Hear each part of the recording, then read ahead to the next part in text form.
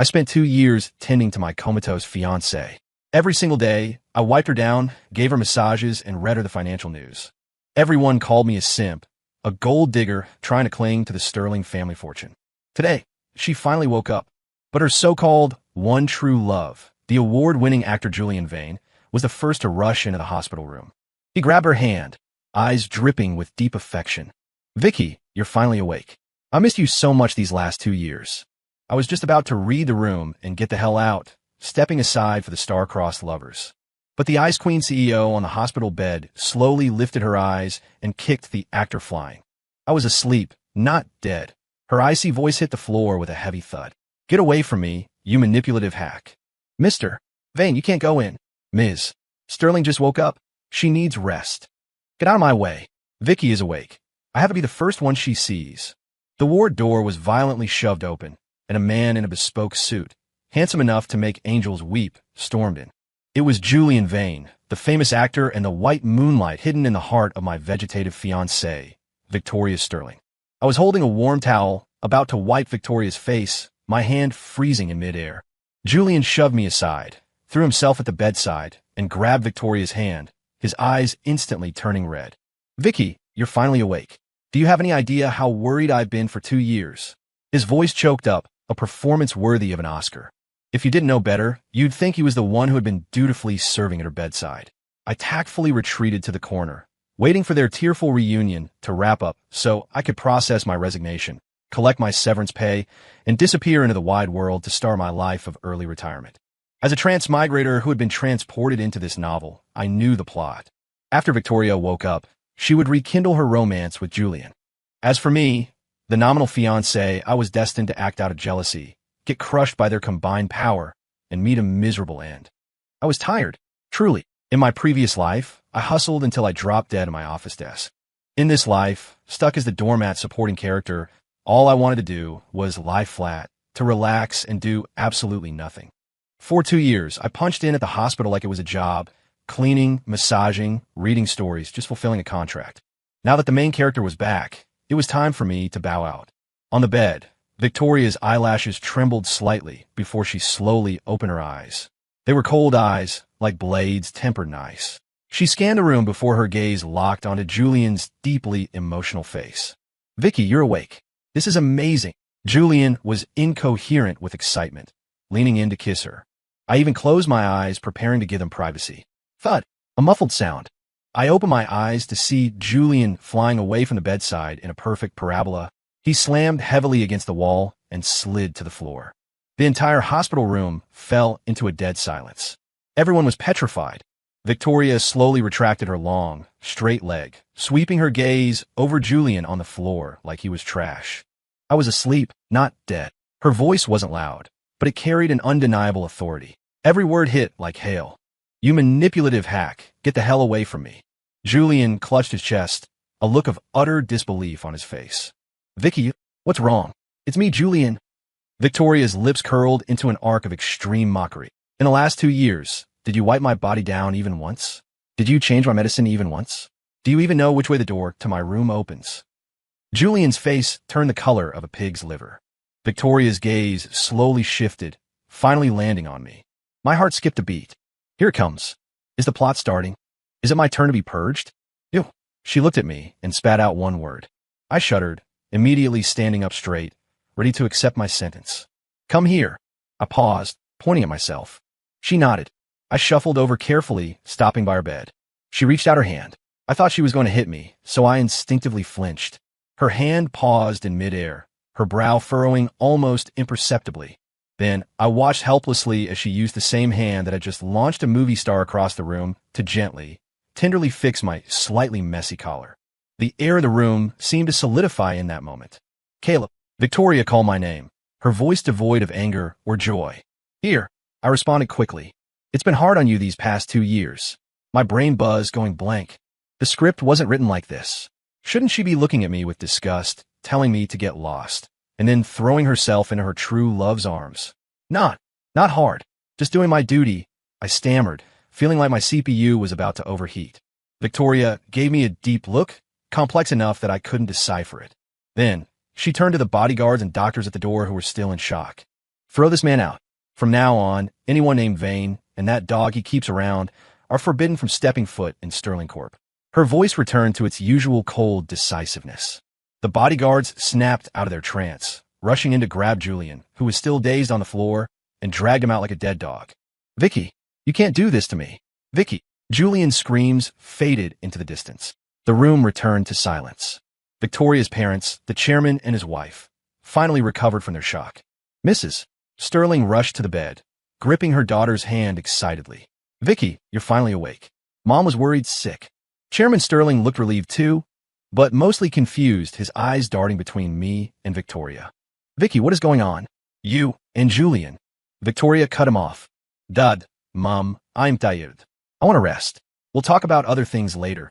Once she spoke, no one dared to question her. The doctors immediately stepped forward to conduct a comprehensive examination. I was left hanging to the side, completely an outsider. This plot twist was too stimulating. I leaned against the wall, fished an apple out of my pocket, and took a loud, crunchy bite. Sweet, crisp, good for the nerves. The examination lasted a long time. Apart from being weak from long-term bed rest, Victoria was fine. After sending the doctors away, Victoria asked her parents to go rest as well. Only she and I were left in the room. The atmosphere instantly became awkward. I nibbled on my apple, not knowing what to say. She just stared at me quietly, giving me the creeps. Is the apple good? She suddenly asked. I froze, answering instinctively, It's okay. Pretty sweet. She nodded, then said something that almost made me swallow the apple core. Let's get married. Cough, cough, cough. I choked so hard I thought I'd die, my face turning red. She thoughtfully handed me a glass of water. I downed it in a few gulps before catching my breath, looking at her in disbelief. Ms. Sterling, did you catch a fever? What kind of brain circuit was this? Kick out the true love, marry the simp side character? I'm not joking. Victoria's expression was incredibly serious. For 2 years, you took meticulous care of me. Victoria, Sterling repays her debts.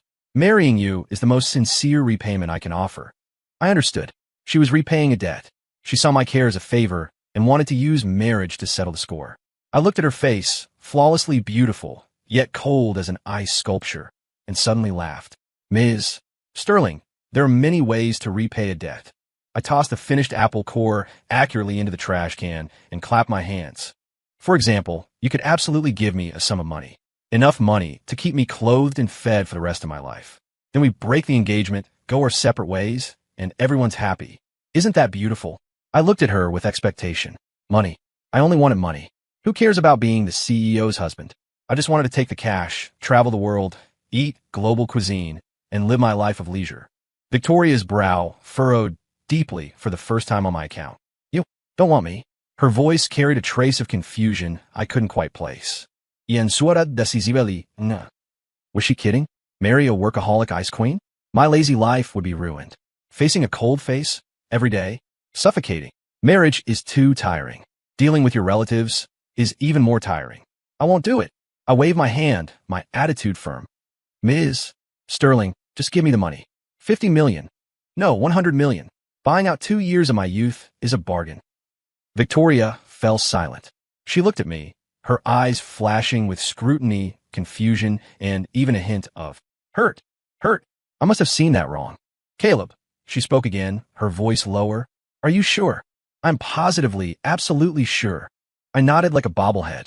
She closed her eyes, took a deep breath, and when she opened them again, the emotion was gone, replaced by cold rationality.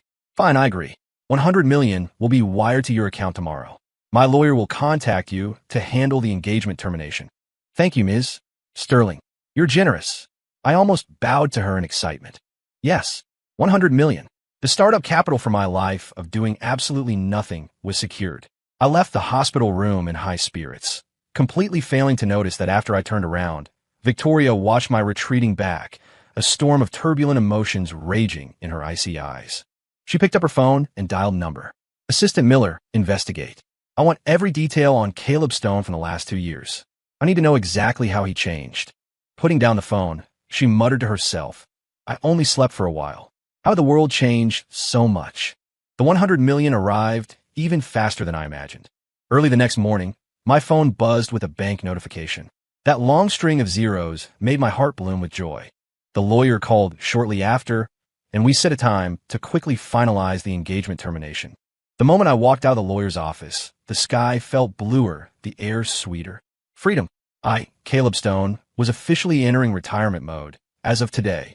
First order of business: buy a house. I paid cash for a top-floor penthouse in the most expensive downtown district of Chicago, complete with a sky garden and an infinity pool. Second order of business: hiring. Through a headhunting firm, offering salaries far above market rate, I poached an all-star household management team. The head butler was named Winston, a man with hair combed meticulously in a place who spoke 5 languages. Under him was a team of chefs covering global cuisines, a wellness team for my health, and a security team composed entirely of retired Navy SEALs. When Winston first met me, his expression was solemn. "Mr. Stone, may I ask what your upcoming business plans are?"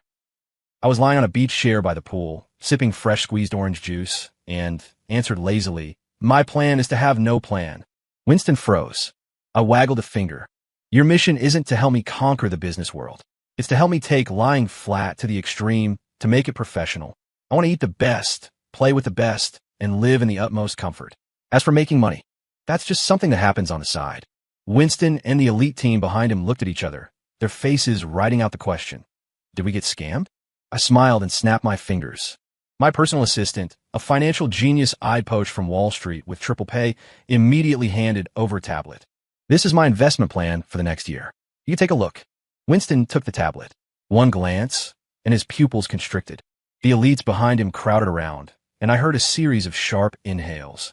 "This layout, it's flawless. Long on crude oil, shorting this specific tech stock. What is his basis? It's too precise. My God, if this plan succeeds, the annual return rate, it will flip at least 10 times. Winston held the tablet with both hands like it was a holy relic. The way he looked at me changed completely. He went from seeing a lazy trust fund kid to seeing an unfathomable God. "Mr. Stone, you don't ask. If you ask, it's just intuition." I waved my hand. "You just need to know that money isn't a worry. What you need to do is make me comfortable. For example, if I want lobster thermidor today, homemade rice wine tonight, and a teppanyaki party at home tomorrow, can you make it happen?" "Yes, of course."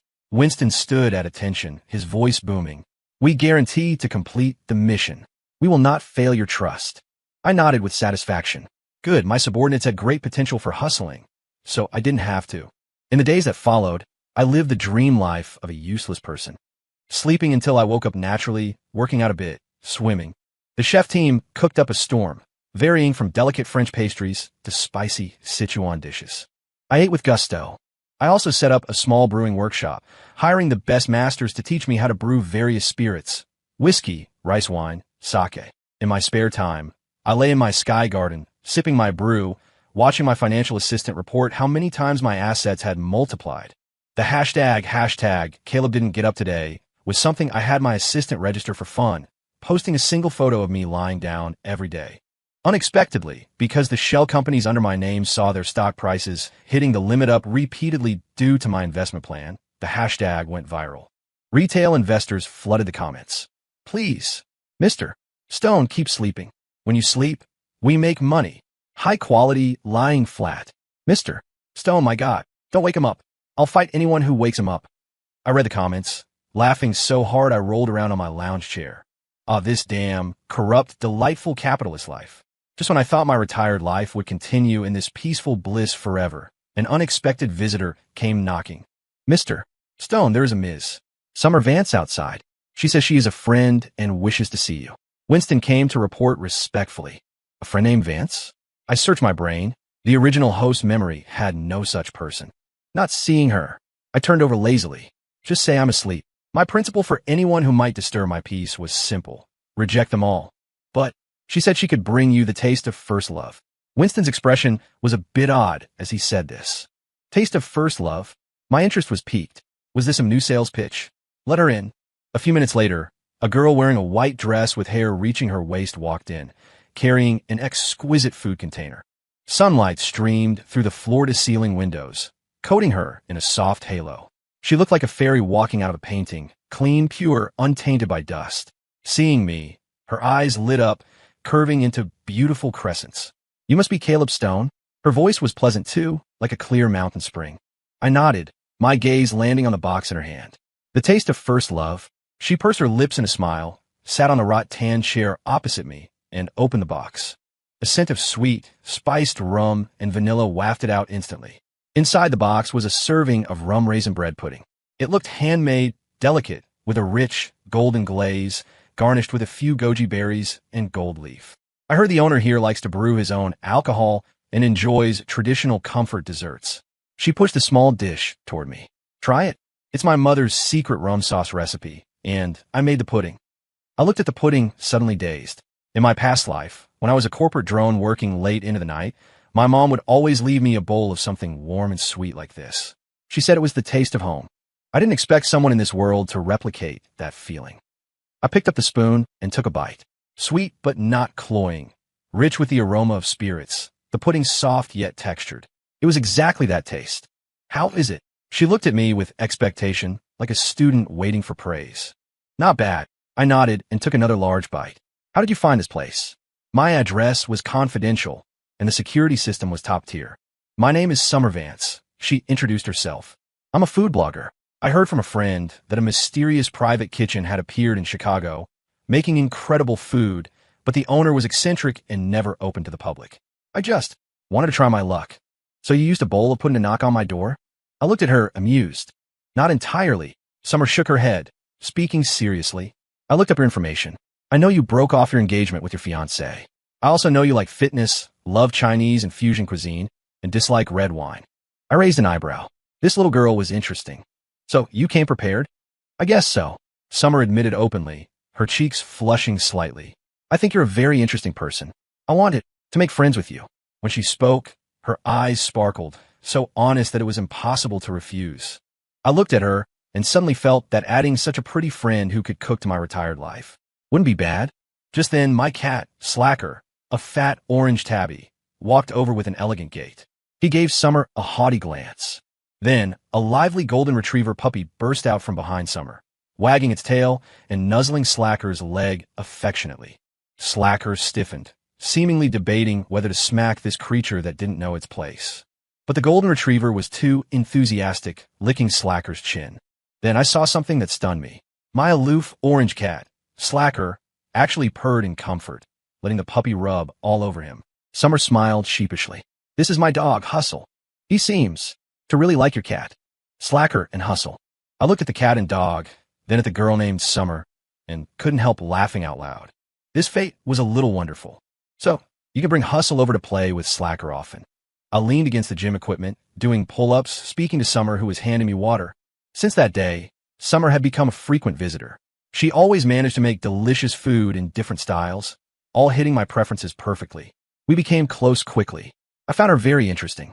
Despite being an heiress from a prominent family, she was passionate about domestic life. She would drive miles to the suburbs early in the morning for the freshest ingredients. She would pester my chef team to learn a dish. She had a vibrant, steaming vitality that made my lying flat life feel much more alive. Really? Summer looked at me in surprise, stars in her eyes. I finished a set of pull-ups and jumped down. My upper body muscles were pumped and glistening with sweat. Summer stared, her eyes fixed, and she subconsciously swallowed. You're sweating. I'll wipe it for you. She picked up a towel, her hand reaching toward my abs involuntarily. When her fingertips touched the warm, firm muscle, she pulled back as if burned, her face instantly turning beet red. Sorry. Watching her innocent and cute reaction put me in a great mood. I teased her intentionally. Touch if you want. I won't lose a piece of meat. Summer's face turned even redder, like a ripe apple, and she lowered her head, afraid to look at me. Who wants to touch? Though she said that, her eyes couldn't help drifting back to me. This girl, tough mouth but soft heart. Goo. Just then, my assistant, the Wall Street elite, walked in hurriedly, his face grave. Boss, Ms. Sterling from Sterling Corp wants to speak with you. Victoria? What did she want? I took the phone. Hello, Ms. Sterling. What can I do for you? Did you finish spending the $100 million and want more? Silence on the other end. Then Victoria's cold voice. Caleb, did you know all along there was a problem with Julian? I raised an eyebrow. That's not important. It's important to me. Victoria's voice held a trace of urgency. Assistant Miller found that while I was in a coma, Julian embezzled nearly $50 million from the company. And The investment firms under your name have been secretly acquiring scattered shares of Sterling Corp. What exactly do you want? So she found out. I bought the shares purely because I thought Sterling stock would rise and I'd make money. As for Julian, he dug his own grave. Ms. Sterling, we've broken our engagement. Your company, your white moonlight, have nothing to do with me. My tone was flat. I'm just a retiree who wants to lie flat. I have no interest in your corporate intrigues. Victoria seemed choked by my attitude. I could imagine her frowning ice queen face. Caleb, are you blaming me? Her voice suddenly dropped, carrying a trace of undetectable grievance. I paused, suspecting I heard wrong. Blame you for what? Blame you for not giving me the 100 million sooner. I scoffed. All right, Ms. Stedelijk, I'm Busa, busy enjoying life. Hanging up now. Without waiting for a response, I hung up. Beside me, Summer blinked her big eyes and asked curiously, was that your ex-fiancée? Yeah, she seems to care about you a lot. Summer pouted slightly, sounding a bit sour. Watching her jealous look, my heart moved. I reached out and pinched her cheek. Plenty of people care about me. Haven't you seen the news? Shareholders are begging me to sleep more. I leaned close to her ear, lowering my voice. But the only one allowed to wipe sweat off my abs is you. Summer's ears turned red instantly. She covered her face, muttering, pervert. Seeing her shy reaction, my mood improved completely. Forget the ex-fiancée, forget the white moonlight. The sweet, soft girl in front of me was much more important. To coax my jealous little glutton, I decided to cook personally and take her to experience some down-to-earth life. Come on, taking you somewhere good. I grabbed Summer's hand. It was soft, boneless. I squeezed it tighter instinctively. We didn't go to a high-end mall, but to the oldest, noisiest farmer's market in the west side of the city. It was full of shouting vendors, haggling, and a mixed sense of fresh vegetables, fish, and cooked food. Instead of being disgusted, Summer, the heiress who never touched spring water, lit up with excitement. Wow, this eggplant is so purple. Sir, how much is this fish? She was like a happy butterfly, flitting between stalls, fascinated by everything. I followed her, watching her argue with a vendor over 10 cents until her face was red, then smugly showing off her victory to me. I couldn't help laughing. Truly cute. Completely different from those socialites who only discussed luxury goods and high tea. What are you laughing at? Summer puffed out her cheeks. Laughing at how cute you are. I picked a strawberry from a nearby stand and fed it to her. Summer blushed, chewing small bites, her eyes sweet like crescent moons. Just then, screeching brakes pierced the air.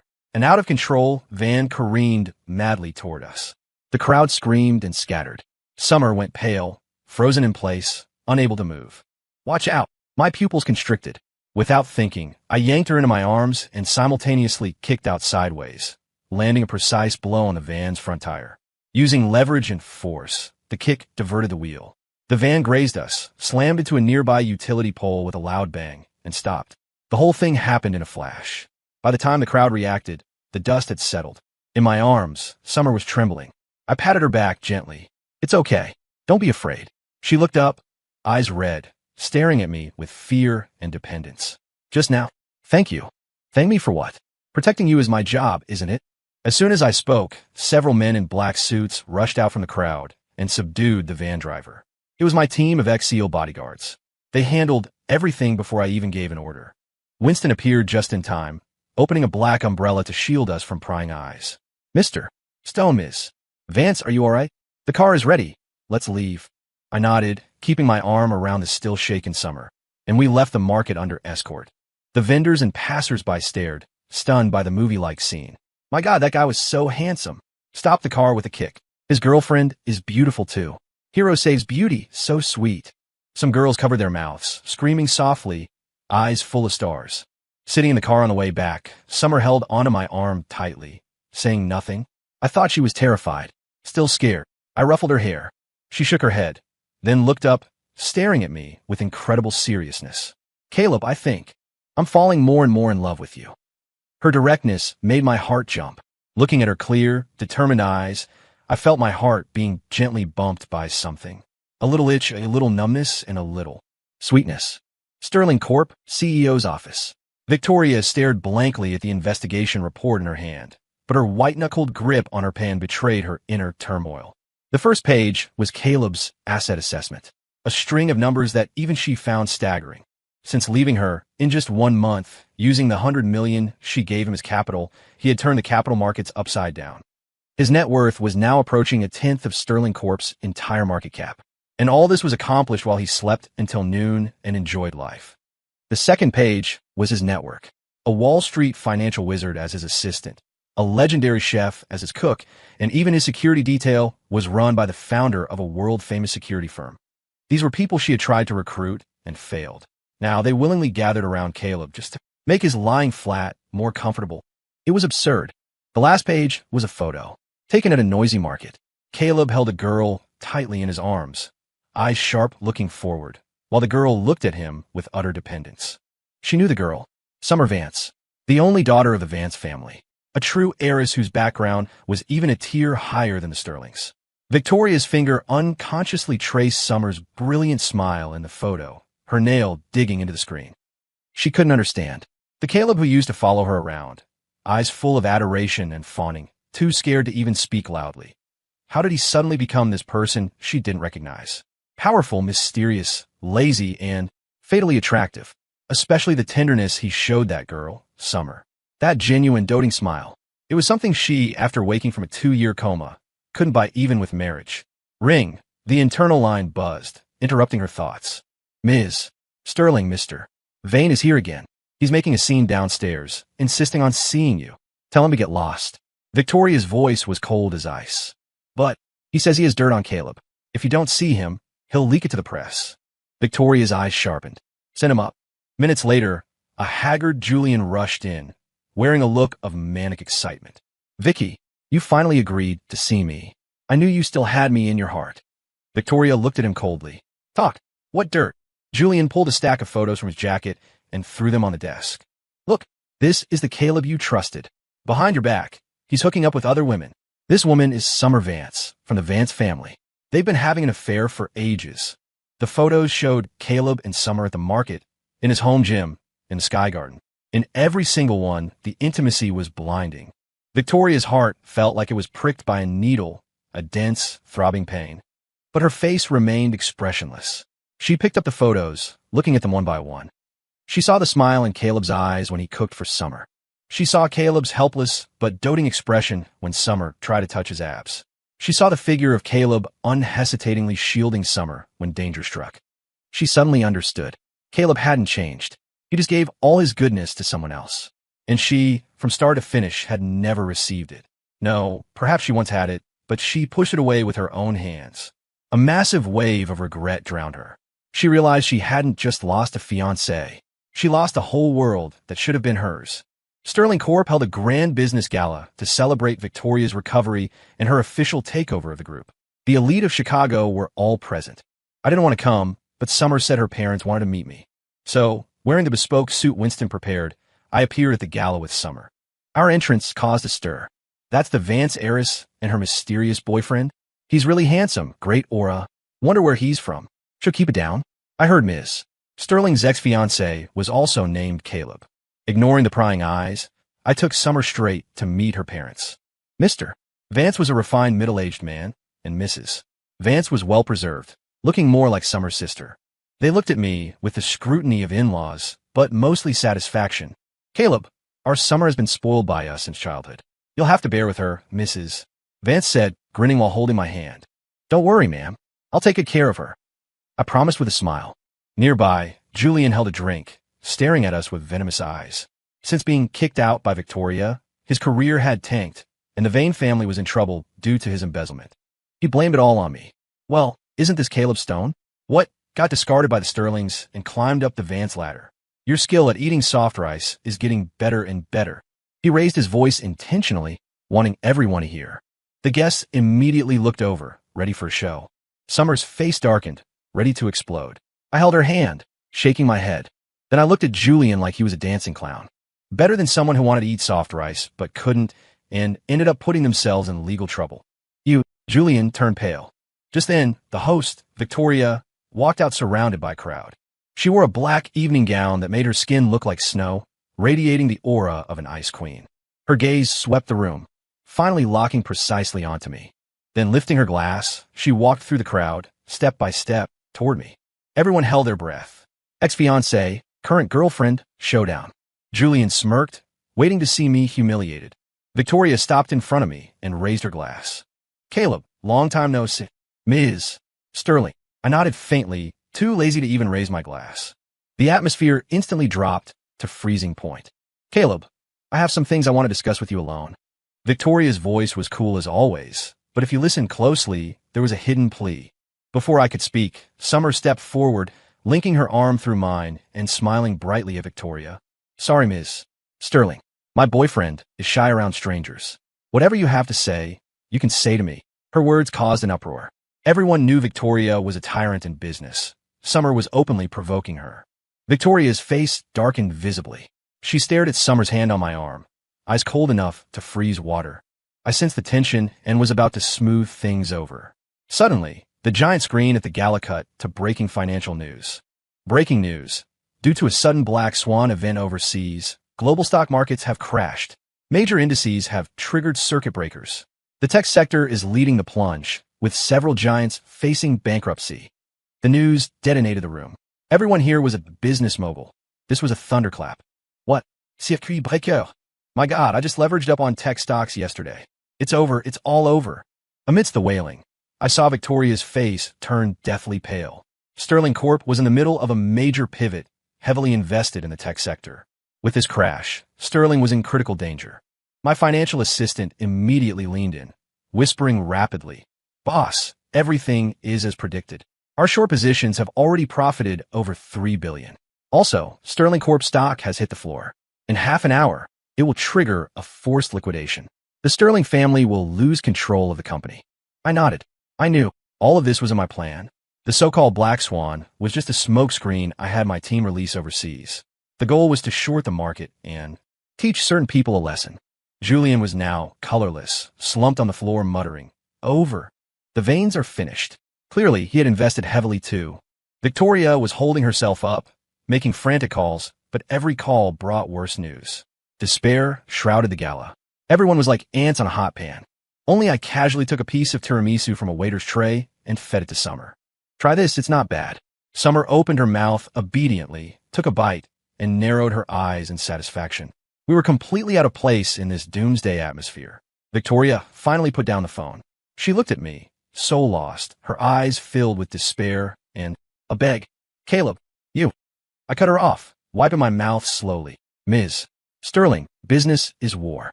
You bet, you lose. Then I took out my phone and, in front of everyone, dialed my assistant. Pull back. I said just 2 words. The assistant on the other end paused, then realized. Boss, stop now. Our profits could double. I said pull back. My tone brooked no argument.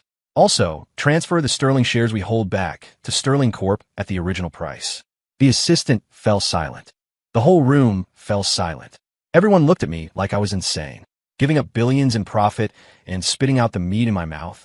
What kind of move was this? Only I knew. I had no interest in destroying the Sterlings. I just wanted to tell her that I, Caleb Stone, wasn't someone she could repay with a favor or discard at will. I looked at the pale Victoria and said calmly, I didn't do this for you. My girlfriend just thought the dessert tonight was a bit bitter, and it affected her mood. With that, I took Summer's hand and, under everyone's shocked gaze, turned to leave. At the door, my assistant was waiting, looking at me with fanatical worship. Boss, you're a legend. The hashtag Caleb gives up billions for girlfriend's mood is already trending. Me? Get lost. Don't disturb my lying flat. After that night, my legend circulated through Chicago's business world. Some said I had connections to the heavens. Others said I was a clairvoyant god. But for me, life didn't change. I still lay in my sky garden every day, drinking booze and soaking up the sun. The only difference was a chirping little sparrow beside me. Caleb, look. This is a photo someone secretly took of us at the market. Netizens say we look so good together. Caleb, look at this comment. He says he wants to bear your children, haha. And it's a guy.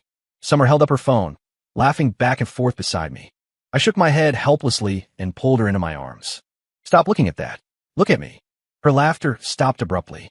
Her cheeks flushed, and she obediently leaned against my chest, listening to my strong heartbeat. Peaceful years just like this. Ding dong. The doorbell rang. Winston came to report. Sir, Ms. Sterling is here. She says she wants to thank you in person. I frowned. Why does this woman linger like a ghost? Not seeing her. She said if you don't see her, she'll wait outside forever. I sighed. In my arms, Summer looked up, understanding. Let her in. Some things are better cleared up face to face. I pinched her nose. You're too generous. Minutes later, Victoria walked in.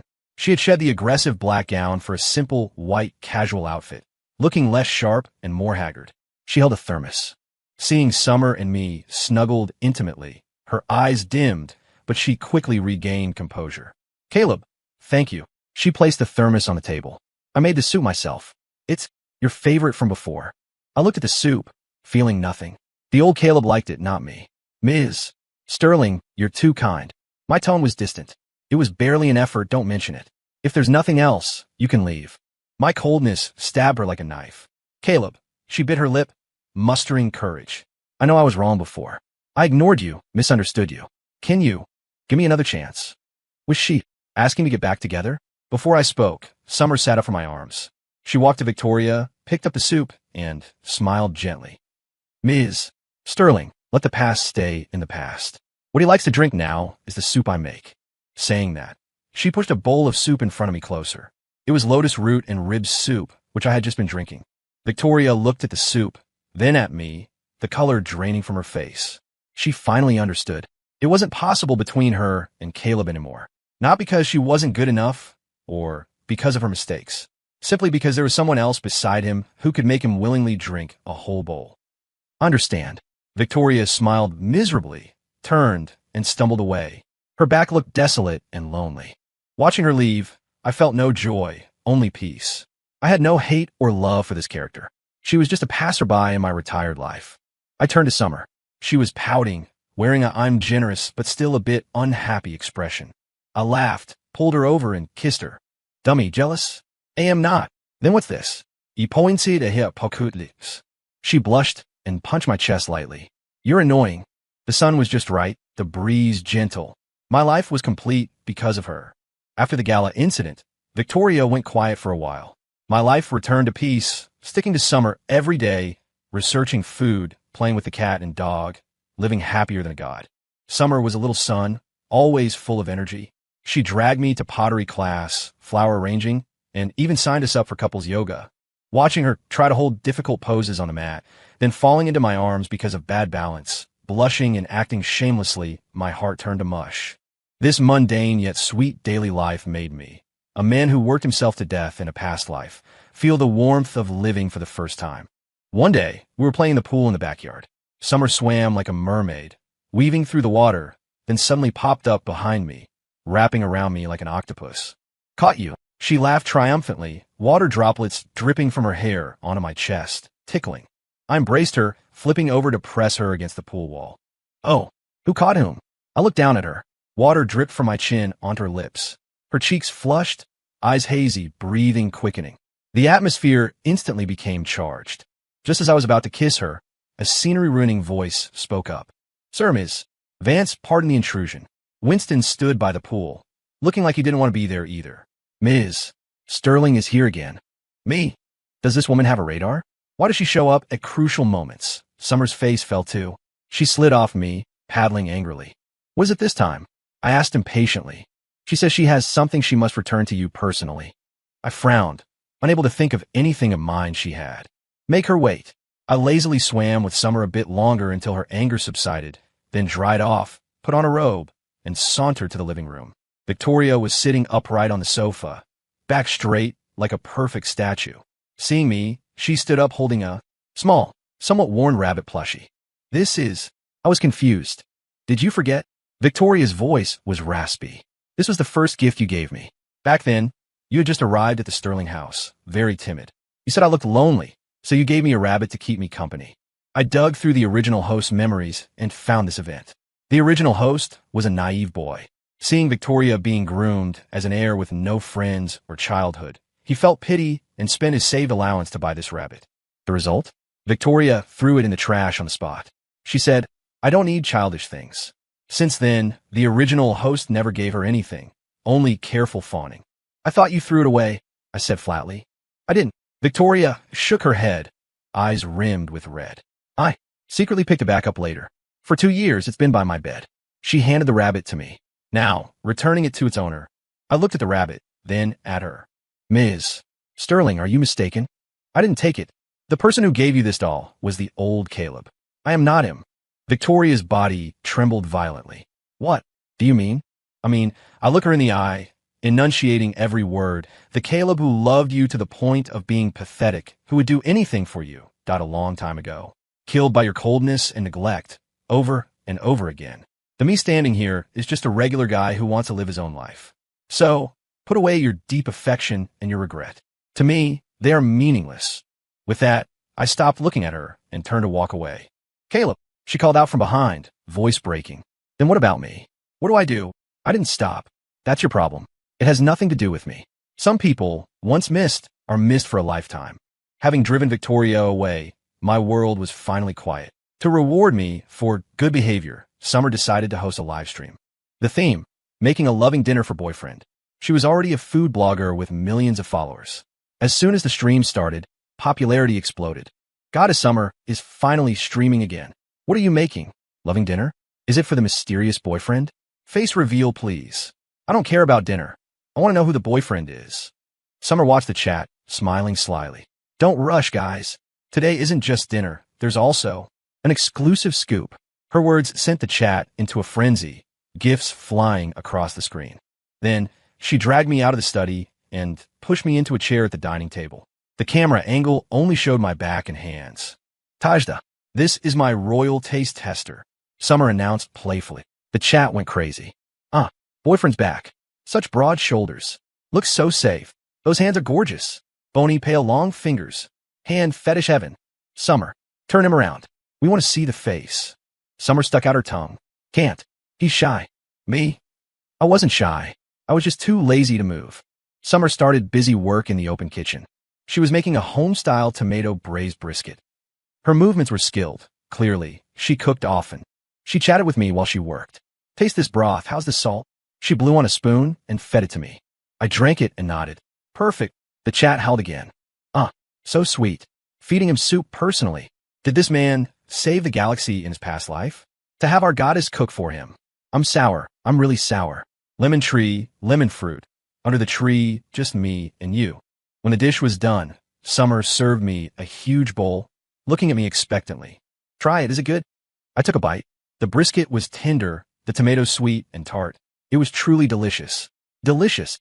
I praised sincerely. She smiled like a kid who stole candy. Just then, a discordant comment floated by. TCH, just a soft rice-eating pretty boy. What's so great about him? This comment sparked outrage, fans attacking immediately. But Summer saw it. Her smile vanished instantly. She put down her chopsticks, walked to the camera, expression serious as never before. I saw someone say my boyfriend is a pretty boy living off a woman. She took a deep breath, seemingly making a big decision. Then today, I'll let you see exactly who this pretty boy is. Saying that, she grabbed the phone and pointed the camera right at me. My face, defenseless, appeared before tens of millions of people. In a live stream, a few seconds of dead silence. Then, the chat exploded. Holy SHD, isn't that the legendary stock god, Mr. Caleb # didn't get up today stone. Mom, Summer's boyfriend is him. The god-tier tycoon who gave up billions for his girlfriend's mood. Case closed. This isn't a pretty boy. This is a gold mine. I take back what I said. I approve of this marriage. Talented man and beautiful woman. A match made in heaven. Watching the exploding chat, Summer lifted her chin proudly, like a little peacock. She walked to my side, in front of everyone, wrapped her arms around my neck, and planted a big kiss on my cheek. That's right. He is Caleb Stone, my boyfriend. In the highest profile way possible, she declared her sovereignty to the world. After the livestream incident, my romance with Summer swept through the internet like a tornado.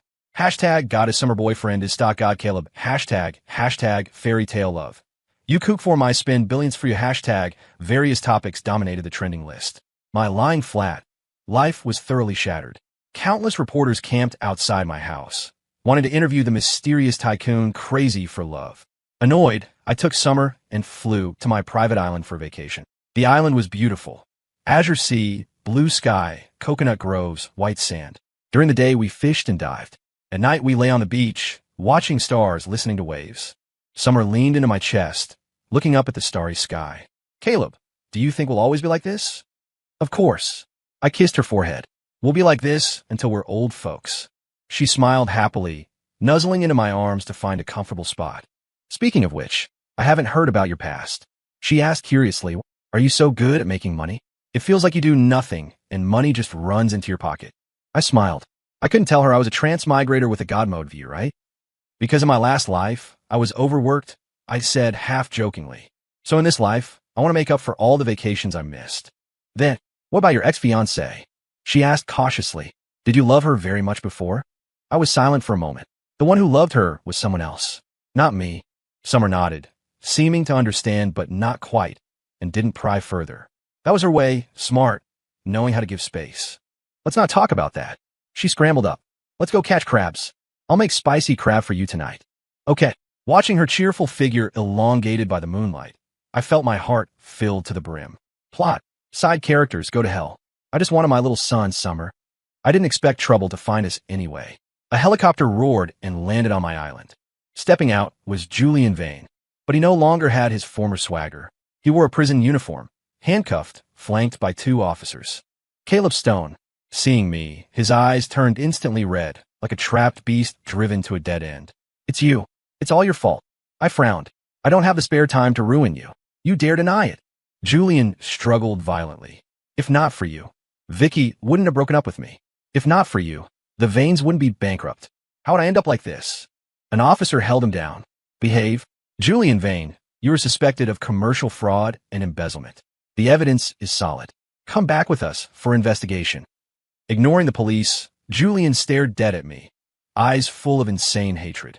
Suddenly, he broke free from the hold, pulled a fruit knife from somewhere, and charged at me like a madman. I'm going to kill you. I'll take you with me. It happened too fast. Summer screamed and instinctively blocked in front of me. No. My pupils constricted. I tried to pull her away, but it was too late. The gleaming knife was about to plunge into Summer. Bang! A gunshot shattered the island's tranquility. Julian's body stiffened. The fruit knife clattered to the ground, less than a centimeter from Summer. A bloody hole appeared in his chest. He looked down in disbelief, then at me. He collapsed straight back before finishing. Behind me, my security captain held a pistol with a silencer, smoke still drifting from the barrel. He nodded to me, then immediately directed his men to secure the scene and contact the authorities. The process was professional, efficient, without hesitation. I didn't care about any of that. I grabbed the shell-shocked Summer, my heart pounding like it wanted to burst out of my chest. Are you okay? Are you hurt? I checked her frantically. Summer shook her head, then wailed, throwing herself into my arms. I thought I'd never see you again. She cried breathlessly, trembling like a leaf in the wind. I held her tight, feeling like I had died once too. In that moment, if my bodyguard hadn't been fast, the consequences were unthinkable. I had never been so scared. And I never realized so clearly how important this girl was to me. She was someone I would protect with my life. I held her, soothing her for a long time until she calmed down. The police arrived quickly, taking Julian's body and statements. Since it was self-defense, we had no trouble. But the accident cast a shadow over our perfect vacation. That night, Summer had nightmares, crying "don't" in her sleep. I held her, whispering comfort, awake all night. The next day, I made a decision. I took Summer off the island, back to Chicago. Then, in front of her parents, I knelt on one knee and took out the ring Winston had prepared long ago. A pink diamond, simple in design, but shocking in size. Summer. I looked up at her, my eyes more serious and solemn than ever before. I used to think marriage was a grave, a shackle. But after meeting you, I realized that being with the person you like, doing anything is happiness. I don't want to live a day without you. I don't want you to be hurt ever again. So, will you marry me? Let me spend my whole life protecting you, caring for you, loving you. Summer covered her mouth, tears falling like broken pearls. Behind her, Mr. and Mrs. Vance were teary-eyed too. Crying and laughing, she nodded vigorously. Ido. Ido. I slipped the ring on her finger, stood up, and pulled her into my arms. The world is noisy, but from now on, my world only has you. Our wedding was simple and warm. No media invited, just close family and friends. The venue was my sky garden overlooking the river. Summer wore a wedding dress I designed personally, looking like a true princess. Under everyone's blessings, we exchanged rings and vowed a lifetime. After the wedding, the guests dispersed. I carried a tipsy Summer back to our room. The room was covered in rose petals, fragrant. Caleb, I'm So happy today. She wrapped her arms around my neck, nuzzling my face like a spoiled kitten. Me too. I lowered my head and kissed her. From now on, I am no longer a lonely transmigrator. I have a home, a lover, a treasure I am willing to spend a lifetime guarding. Years later, Sterling Corp, CEO's office. Victoria finished the last document, leaning back exhaustedly. Habitually, she picked up her phone and clicked on an account she had followed for years. Hashtag Caleb didn't get up today. Hashtag latest update was a photo. In the photo, Caleb lay on a beach chair. A pink, doll-like little girl was riding on his stomach, giggling. Summer sat nearby, watching the father and daughter tenderly, holding a slice of watermelon. Time was gentle, happiness so palpable it sparked jealousy. The caption was from Summer. Not only did he not get up today, he was ridden like a horse by his little princess. The comments were full of laughter and blessings. Victoria stared at the photo for a long, long time. Then, she exited the account and turned off her phone. She opened a drawer, pulling out a worn rabbit plushie from the very back. She hugged the doll, burying her face in it, her shoulders shaking silently. Outside the window, the sunset dyed the city a warm gold. Inside the office, there was only an unknown, freezing loneliness. Life is a grand meeting. Some people, once missed, are missed for a lifetime. Story complete.